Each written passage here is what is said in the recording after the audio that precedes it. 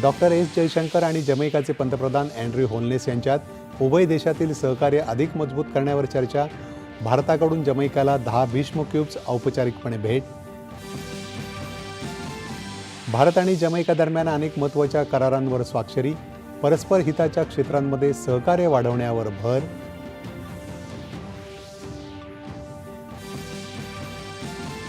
पश्चिम आशियातील संघर्ष पुन्हा चिघळला. इराणच्या जहाजांवर आणि संयुक्त अरब अमिरातीच्या बंदरावर झालेल्या हल्ल्यामुळे अमेरिका आणि इराण दरम्यानचा युद्धविराम धोक्यात.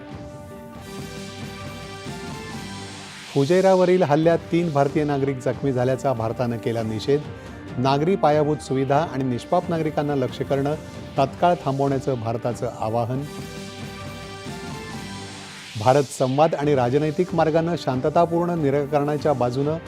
होर्मुझच्या सामुद्रधुनीतून सुरक्षित आणि विना अडथळा जलवाहतूक सुनिश्चित करण्याच्या आवश्यकतेवर पंतप्रधानांचा भर.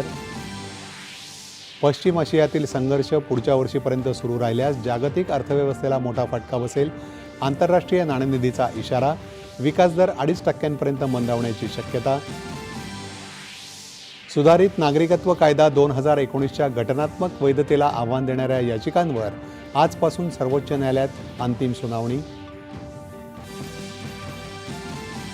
आनंद आरके आणि सुपर्णा शर्मा या 2 भारतीय पत्रकारांना मानाचा पुलित्झर पुरस्कार जाहीर.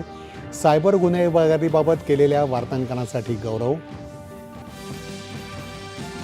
आणि चीनच्या हुनान प्रांतातल्या एका फटाका कारखान्यात झालेल्या स्फोटात 21 जणांचा मृत्यू तर 61 लोक जखमी. नमस्कार. एकच्या बातमीपत्रात मी सुहास धारणे आपलं स्वागत करतो.